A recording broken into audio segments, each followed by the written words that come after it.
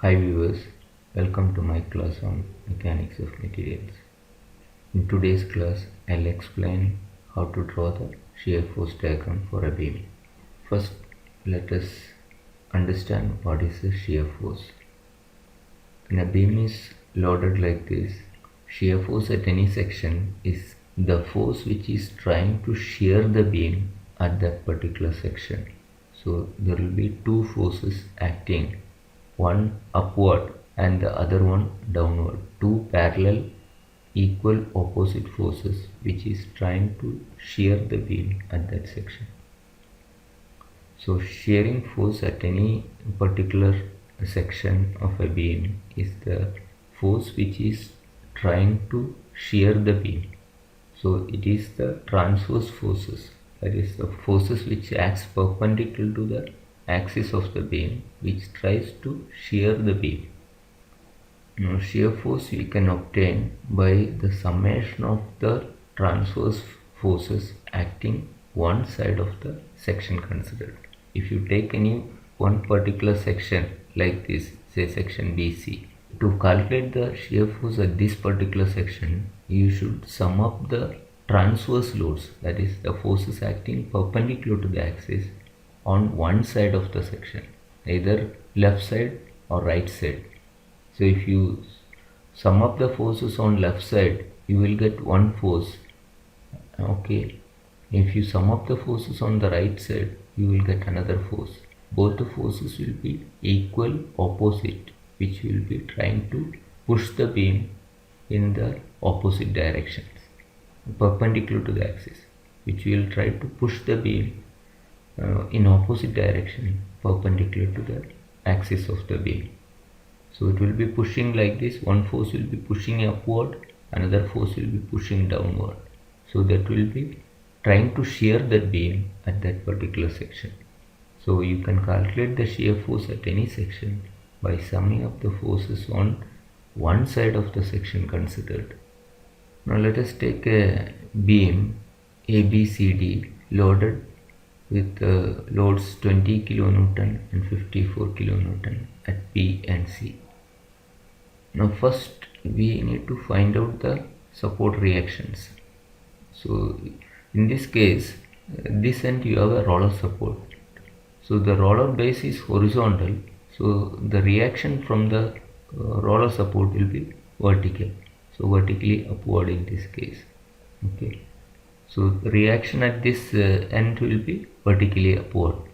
Now all the forces are acting perpendicular to the axis, and even this force is vertical, so the reaction at the hinge D also will be vertical. So the reaction at D is going to be vertically upward. Now to obtain the reactions at the support D, you can take the moment summation with respect to A.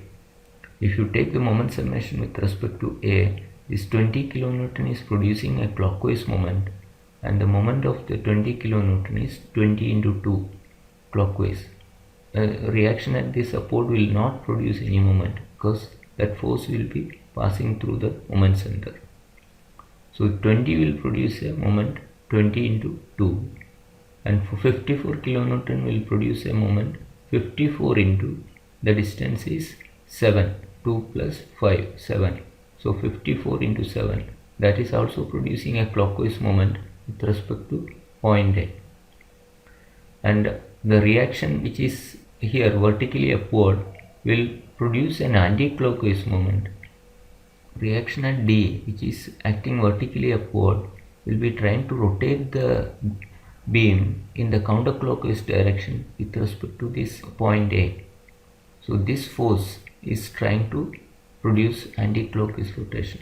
So RD into the total distance is 10. So minus RD into 10, minus because it is anti-clockwise. This force is producing anti-clockwise moment. So minus RD into 10 is equal to 0. So this is a moment summation with respect to point A. So the reaction at the support D, RD is, by solving this you get 41.8 kN. So for reaction at D is 41.8 kN. Now to find out the reaction at this support A, you can sum up the forces in the vertical direction and equal to 0.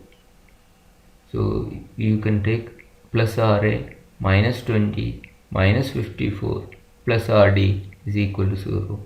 Now Rd is already known, you can find out Ra. So equating the vertical summation of forces to 0, we get Ra minus 20 minus 54 plus Rd is equal to 0. Okay, Ra minus 20 minus 54 plus Rd is equal to 0.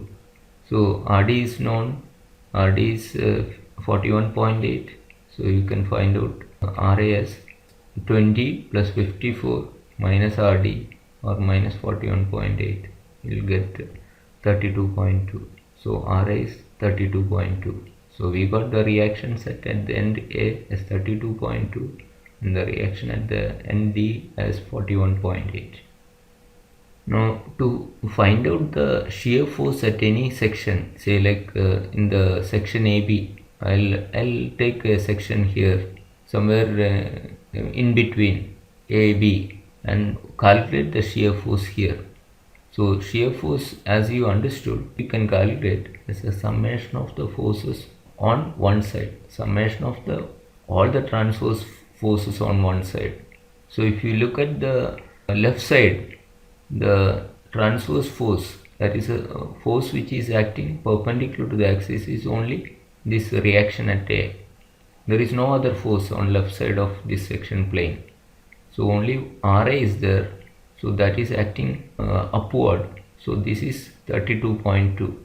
So this 32.2 is the force which is trying to push the beam upward. Now if you take the right side portion of this section plane, there are three forces. You can also find out the summation of these forces. So summation of the forces means 20 is there, 54 is there, both are acting downward. So totally 74 is acting downward, and this we have calculated as 41.8. But 74 is down, this is 41.8 is upward. The net resultant force will be 32.2 downward. So at this section, from left side you have a upward push, and from right side you have a downward push of equal magnitude, 32.2 upward here, 32.2 downward here, which is trying to shear this particular section. So 32.2 is the resultant force from left side which is pushing the beam upward, and 32.2 is the summation of all these transverse forces which is acting downward. So at this section you have two forces. One is pushing upward with 32.2 kilonewton force, and another one pushing downward with 32.2, which is trying to shear the beam section here. So that is the shear force here. 32.2 is the shear force here, and that will be taken as positive here, because left side an upward push and right side a downward push is considered as positive. So left side, if it is pushing upward on the left side and pushing downward on the right side, it's considered as positive. If you have opposite directions for the forces, then it is treated as negative. So sign convention I will explain later. So you can find out the shear force by summing up any one side forces. Okay, so left side if you take 32.2 is there, right side if you take also 32.2 is there, but it is acting downward. So let us take this left side summation. So you get 32.2, which is the force pushing the beam upward. So upward force, when you take the left side summation, should be taken as positive. So 32.2 is the shear force at this section. Now this is the portion I have shown. Okay, when you take a section and considering this left portion, you have only one force acting here and 32.2, and this is the shear force, and upward is taken as positive 32.2, which is pushing the beam upward. So shear force at the section AB is 32.2. since it is upward, you can take plus 32.2. And if you consider the equilibrium of that portion, this force alone cannot keep this part of the beam in equilibrium. This is a portion of the beam. How this portion can be in equilibrium? Since 32.2 is acting upward, there should be a force which is keeping the portion of the beam in equilibrium. So there should be an equal and opposite force 32.2 acting at that particular section, because there is no other force here. At this section there should be a force transmitted. So the force transmitted should be 32.2, equal and opposite force. But this will produce a clockwise rotation. Okay, this is two equal opposite forces, parallel forces, will produce a clockwise rotation. So there should be a resisting couple also, a resisting moment there. Okay, so there should be a resisting moment and resisting force acting. So this is a shear force. So the forces which is trying to shear from one side upward push and from the other side downward push. So that will try to shear that beam section there. So find out the shear force at any section by summing up the forces on any one side. So if you take left side, upward can be taken as positive. So we got the shear force at this section. Now let us calculate the shear force in the next section BC. So to calculate the shear force in the section BC, that is a section at this particular section 2, you sum up the forces on left side. So that is 32.2. This reaction is 32.2 and this force is 20 downward. So 32.2 since it is upward plus, and 20 is downward, so minus. So 32.2 minus 20, you will get 12.2. So that is the shear force acting at this particular section. So you have two forces. If you take this portion, you have two forces, 32.2 and 20. So the resultant force is 32.2 upward plus minus 20. So you will get 12.2. So 12.2 is the shear force at that section. So it is only just summation of all the vertical loads or transverse loads acting on the beam by taking upward positive, downward negative. So when you consider the left side, you have the sign convention upward positive, downward negative for the shear force. Now this again, this beam will be in equilibrium under the action of another force. Okay, shear force acting at this section. So there will be a downward force which is obtained by these forces. So there will be a downward push. These forces is pushing it upward. There will be a downward force. This is the resultant of all these forces, and also there should be a resisting moment produced at that section. This is how the beam portion can be in equilibrium.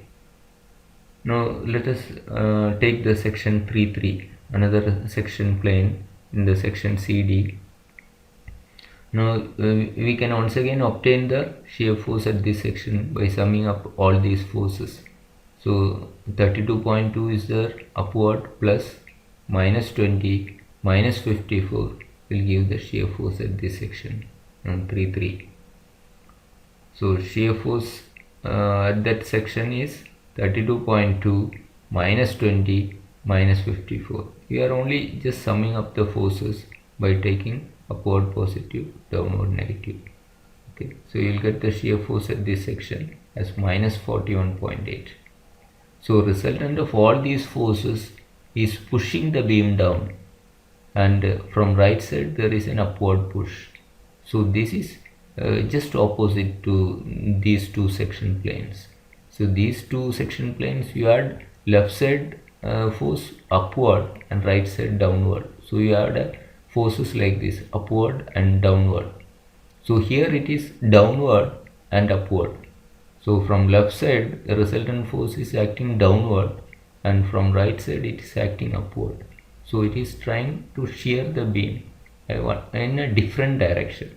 It is trying to both are all forces are trying to shear the beam, but from left side here you have a downward push and right side you have upward push, so that is negative shear.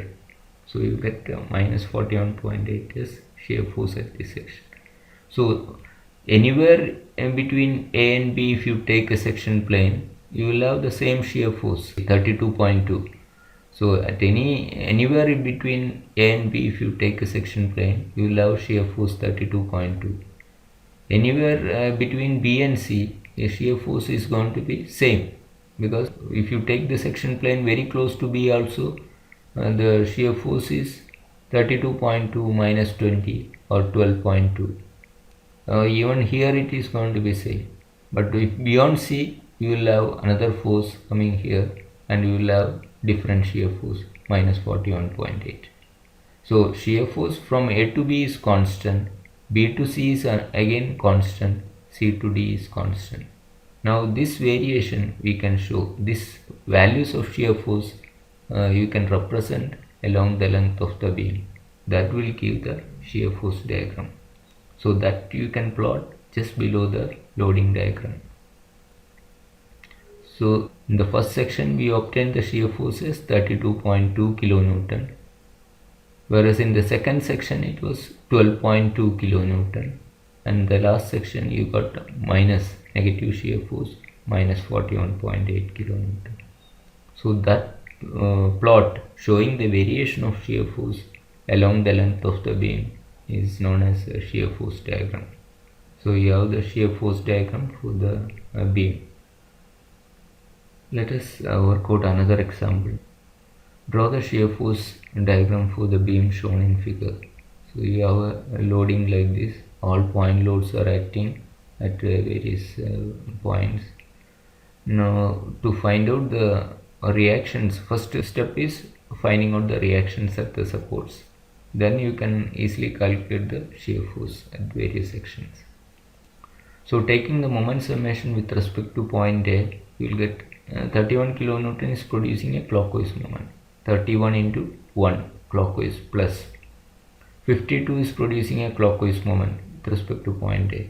So 52 into 5, okay, plus 24 into 7 minus RE into, this is producing anti-clockwise moment, minus RE into, this is 10, total is 10 meter, that is equal to 0. So moment summation is 31 into 1 plus 52 into the distance is 5 plus 24 into the distance is 7, total distance is 7, and this is producing counterclockwise moment. So minus RE into total distance is 10, that summation is equal to 0, or you get RE as 45.9. So that is the reaction at the end E. Now to find out the reaction at A, you can sum up the forces in the vertical direction and equal to 0, or you can sum up all the downward force, and that is total load acting on the beam. So all these downward force you can sum up. Out of this total downward force, RE is supporting 45.9. So this summation minus 45.9 will give RA. That way you can calculate RA. So 31 plus 52 plus 24 minus this 45.9, that will give RA. Or you can sum up RA minus 31 minus 52 minus 24 plus RE is equal to 0. You will get RA from that. So RA you have identified as 61.1. So RA is 61.1. So after getting the reactions, we can calculate the shear force at various sections. Let us find out the shear force in the section AB. So if you take a section plane here, the shear force is going to be 61.1. So that only one force is there. If you take the section plane here, we are left side of that section plane, only one force is there. So 61.1 is the shear force at this section AB. Now section BC, if you take a section here, there are two forces, 61.1 and 31. You will get the shear force in this section as 61.1 minus 31 as 30.1. So in the section AB you have 61.1 minus 31 will give 30.1. Now the section CD, if you take, you have to sum up these three forces, 61.1 minus 31 minus 52, that will be the shear force in the section CD. 61.1 minus 31 minus 52, so that will give minus 21.9. Now in the section DE, if you take, there is one more force added, so you need to sum up all these, minus 24 because it's downward. So if you take section here, from this section to next section, when you move, this summation will remain same. You have to subtract 24 also to get the shear force in this section. So shear force in this section D is 61.1 minus 31 minus 52 minus 24. So this is already there, this summation is already there. Apart from that, you have to subtract 24, that will give the shear force in the section DE. 61.1 minus 31 minus 52 minus 24. So this part is already summed up. So you can also take minus 21.9 minus 24, which will give minus 45.9. So whatever shear force you are getting for the previous section minus this load, okay, will give the shear force in this section. So you need not once again sum up all these. Okay, so shear force in the section D also you got. Now all the shear forces are known, and section AB is going to be constant. BC also shear force is going to be constant, and so all these sections you have shear force constant. Now you can draw the shear force diagram. In the first section you have 61.1, second section you have 30.1, and third section you have minus 21.9, and the last section you have minus 45.9. So this is shear force acting in the various sections, and the maximum shear force is acting in the section AB. So here this is the maximum shear force, and this section, if at all the beam fails, this has to be in the section AB due to shearing, but you need to strengthen the beam to prevent this shear failure. So maximum shear force is acting in the section AB. So if you section AB, if you design to take up this shear force, all other sections will be safe. So this is a shear force diagram, so showing all the shear forces acting on the various sections along the length of the beam. That's all for today. Thank you for watching.